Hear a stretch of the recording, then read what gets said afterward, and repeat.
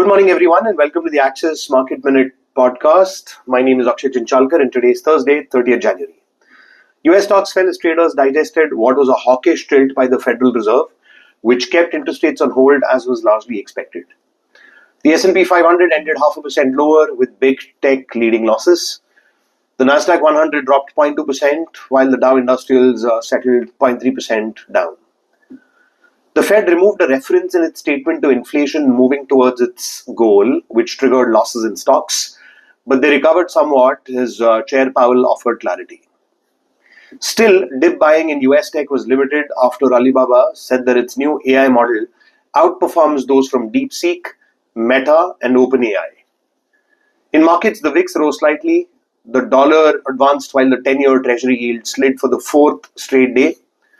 Bitcoin rallied over 3%, while gold slipped and oil sank after President Trump's Commerce Secretary said tariffs on Canada and Mexico might not happen.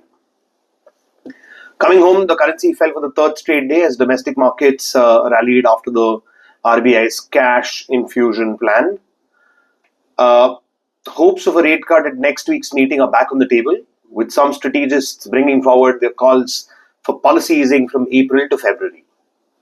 Meanwhile, the RBI's liquidity easing measures saw global funds buy over $280 million worth of India bonds, the most in over a month.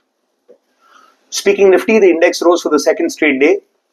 It settled 0.9% higher at 23,163, with the two-day gain the most since Jan the 2nd. The India VIX rose 0.44 points, its fourth straight gain, as investors demanded protection ahead of the union budget.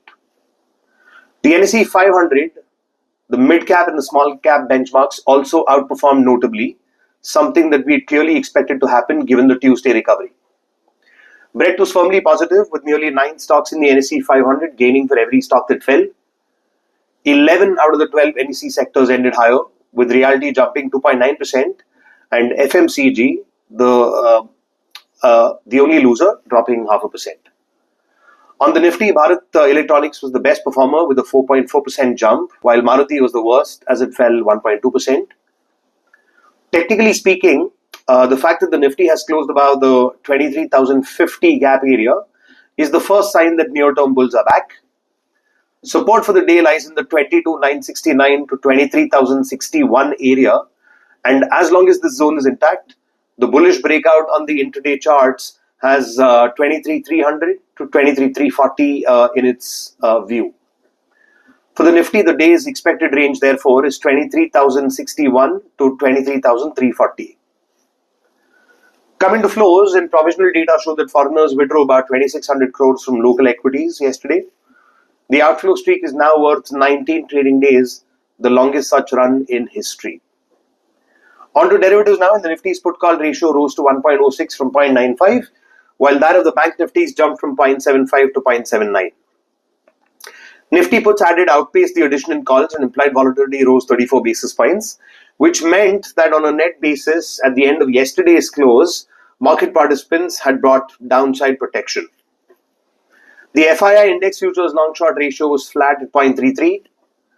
Looking at options concentration for the weekly contract that is set to expire today, the trackable range has shifted slightly higher to 23,000 to 23,500, with significant additions seen at the 23,000 and the 23,100 put strikes, and notable unwinding seen at the 23,200 call strike.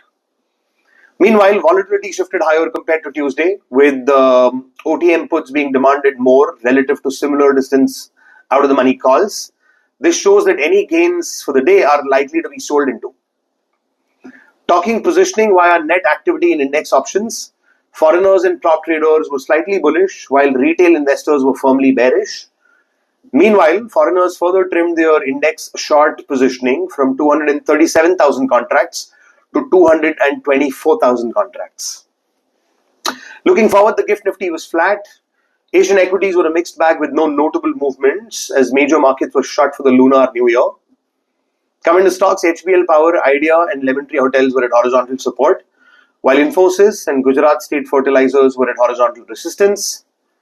Redington and Biocon were at trendline support, while LIC Housing Finance and RVNL were at trendline resistance. Speaking key moving averages for the NSE 500, 13%, 12%, and 22% of members were above their 50, 100, and 200-day averages.